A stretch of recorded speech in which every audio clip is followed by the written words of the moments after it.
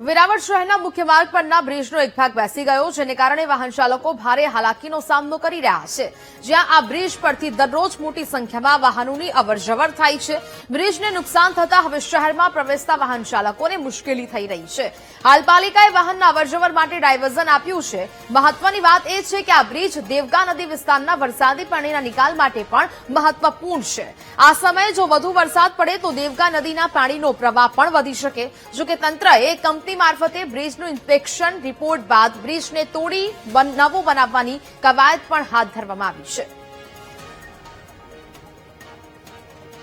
વેરાવળ નમસ્તે ચોકડીથી વેરાવળનો મુખ્ય પ્રવેશ દ્વાર કે જે બજાજ શોરૂમ પાસે દેવકા નદીનું નાલું છે, એકાએક બેસી જવાના હિસાબે નગરપાલિકાએ તાત્કાલિક એને ડાયવર્ઝન સ્વરૂપે આપવા માટે નાલાની બાજુમાં જ એક નાનકડા 1.5-2 ફૂટના પાઇપ મેલી અને નગરપાલિકાના અધિકારીઓની સૂચનાથી કામગીરી કરેલ છે. પણ ખરેખર એનાથી આ જે કાયમી માટેનો ઉકેલ છે નહીં થઈ શકે, કારણ કે એમ કહે છે કે ભાઈ 2 મહિનામાં આ નિર્માણ છે એનું કરી નાખશું પુલનું. પરંતુ કોઈ ઉપરવાસમાં ચોમાસામાં વધારે વરસાદ આવવાથી પાણી આવે તો એ ભૂતકાળમાં જે વેરાવળ શહેરમાં પ્રવેશ્યા હતા એવી રીતના પાણી પ્રવેશી શકે છે. ગીર સોમનાથ જિલ્લાના વડામથક વેરાવળની અંદર આવતા જ આપને આ પુલ છે તે દેખાશે. આપ જોઈ શકો છો કે આ પુલ છે અતિ જર્જરિત થઈ ચૂક્યો છે.